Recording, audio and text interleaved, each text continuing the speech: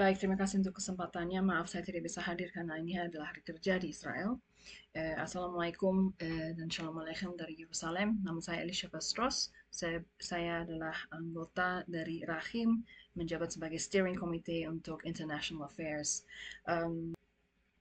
Sebelum saya memberikan doa, saya akan menyampaikan sedikit sejarah tentang apa yang terjadi sekarang ini. Hal ini yang terjadi sekarang ini adalah pengulangan sejarah dari apa yang terjadi tahun 1951.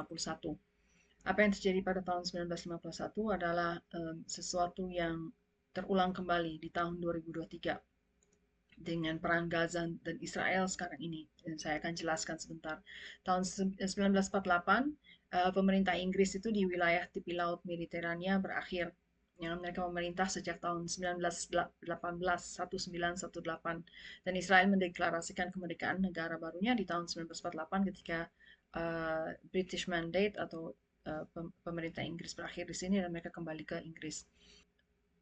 Nah, tahun berikutnya, tahun 1949, setelah perang berulang kali antara Israel dan Yordania, Raja Yordania akhirnya memutuskan untuk berdamai. Dia membuat inisiatif perdamaian, yaitu antara Raja Abdullah dengan Israel. Alasannya di sini kita bisa baca In Lion of Jordan, Shalim's biography of Raja Abdullah grandson, Hussein Abdullah. Dia mengatakan bahwa ketika itu dikatakan bahwa Raja Abdullah yang pertama, ya Raja Yordania, ingin menyatakan perdamaian, mengadakan perdamaian dengan Israel bukan karena dia adalah seorang Zionis atau dia peduli dengan kesejahteraan Israel, tapi karena semata-mata karena kepentingan rakyatnya sendiri. Dia percaya bahwa kalau misalnya Yordania itu tidak melakukan perdamaian terhadap Israel dengan Israel, maka akan terjadi perang dan perang lagi dan perang dan lagi dan perang lagi gitu ya. Dan dia tahu bahwa and we shall lose all these wars, dan dia menyadari bahwa Yordania sadar bahwa kalau saya terus-menerus perang sama Israel, Israel itu pasti menang deh, saya akan kalah dan rakyat saya yang akan menderita. Itu sebabnya dia mau melakukan perdamaian dengan Israel. Ternyata tahun 1951 Raja Abdullah terbunuh oleh seorang Arab Palestina ketika dia baru selesai beribadah di Masjid Al-Aqsa. Begitu dia keluar, dia dibunuh. Ya.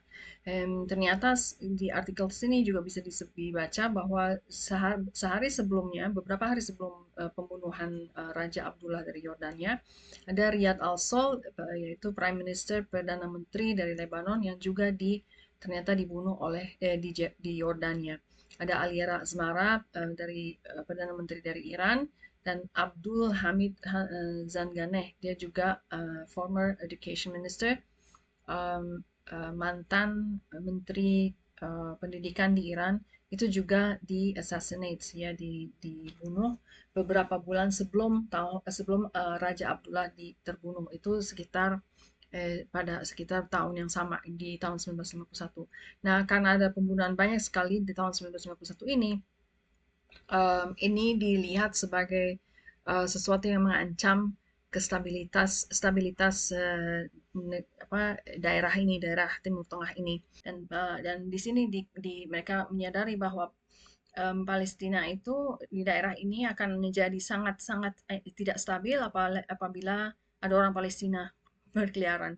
Itu sebabnya juga salah satu alasan kenapa Mesir dan Yordania tidak akan mau membuka border mereka untuk mengizinkan orang Palestina masuk, karena mereka tahu bahwa orang-orang Palestina itu bukan cuma punya karakter, tetapi juga punya ideologi yang sangat-sangat ekstrim, sehingga mereka tidak ingin mengimport keekstremisan dari orang-orang ini, dari orang-orang Palestina ini. Dan tahun 1951 itu pemicu dari pembunuhan pembunuhan ini adalah karena orang Palestina itu tidak mau supaya orang-orang Arab di Timur Tengah berdamai dengan Israel. Dan sekarang yang terjadi itu persis sama. Tahun 2003 ini adalah perang antara Israel dan Gaza yang paling berat seumur hidupnya Hamas.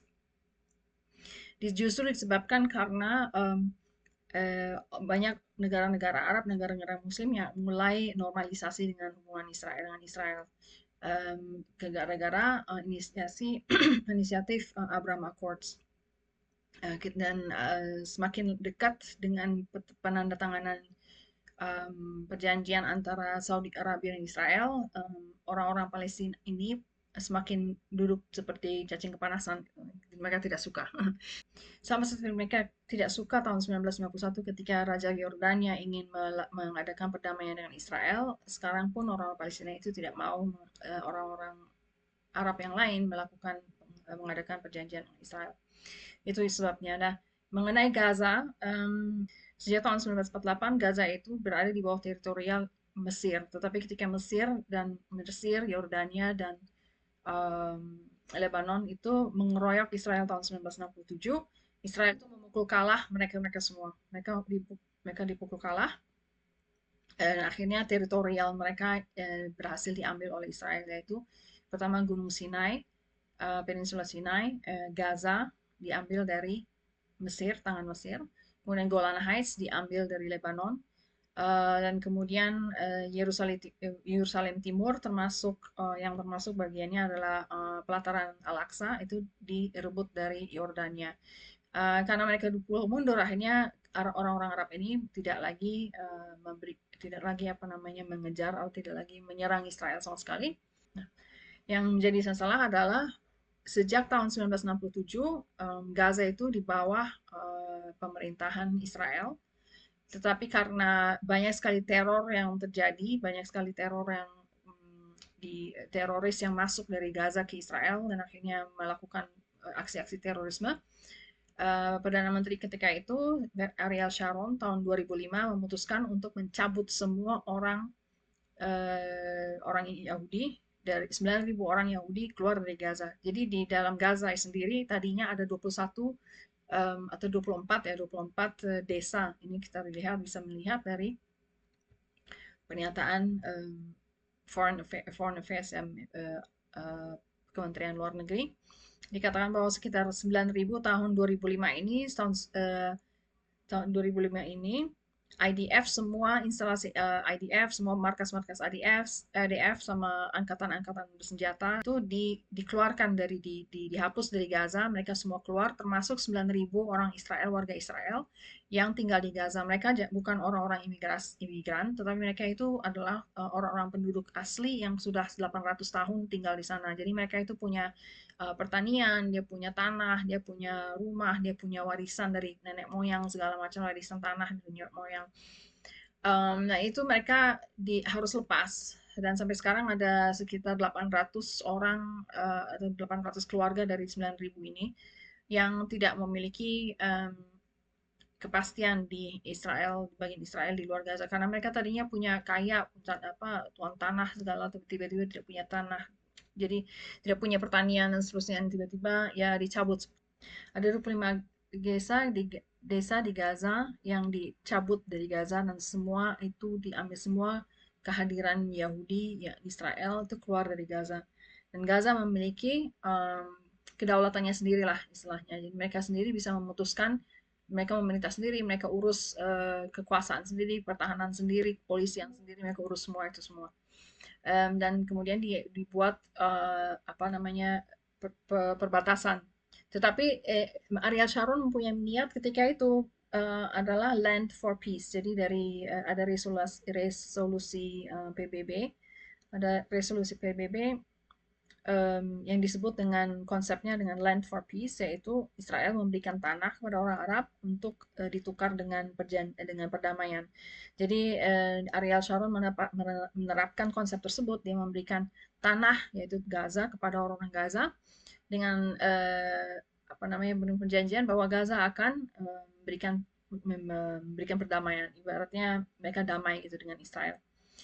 Kemudian border dibuat, perbatasan dibuat antara Gaza dan Israel, tetapi ternyata jadi Israel menepati bagian perjanjian dia, tetapi ternyata Gaza tidak sama sekali.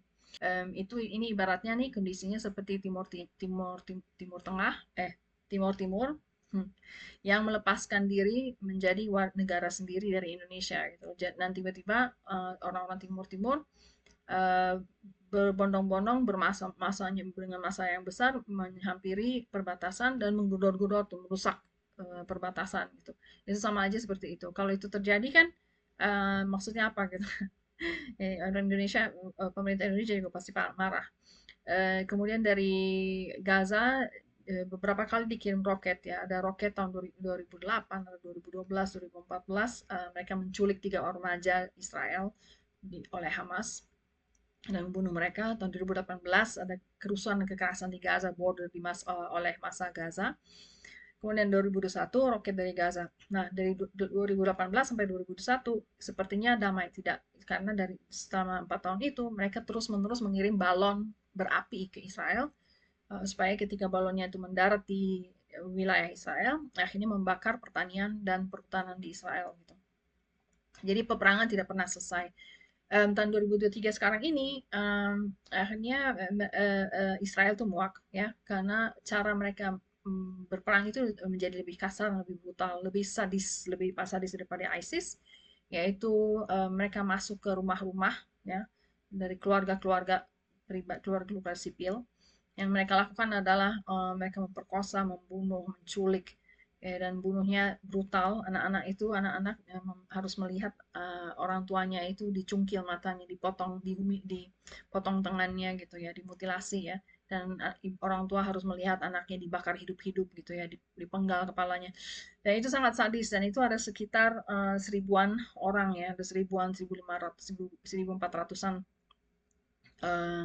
yang dibunuh di sana, yang dibunuh di daerah perbatasan, ada 20 desa di daerah perbatasan Gaza dan Israel. Dan ini yang menyebabkan Israel akhirnya muak, karena perjanjian ini kok nggak ditepati gitu ya. Jadi itu sebabnya Israel masuk, benar-benar masuk ke Gaza sekarang ini, dan untuk menghancurkan, benar-benar menghancurkan kondisi Hamas, apa namanya, titik-titik kekuasaan Hamas dan operasi militernya. Sekarang ini perang masih berlanjut. Ini adalah hari ke-30 dari perang, dan kita hanya berdoa supaya Hashem, yang Maha Kuasa, yang di atas, menguasai surga dan bumi, dia sendiri yang memberikan shalom, memberikan damai, bukan kepada uh, orang Israel saja dan orang Gaza, tetapi di seluruh Middle East, di seluruh Timur Tengah. יעשה שלום במרומיו ויעשה שלום עלינו ועל כל ישראל ואמרו אמן.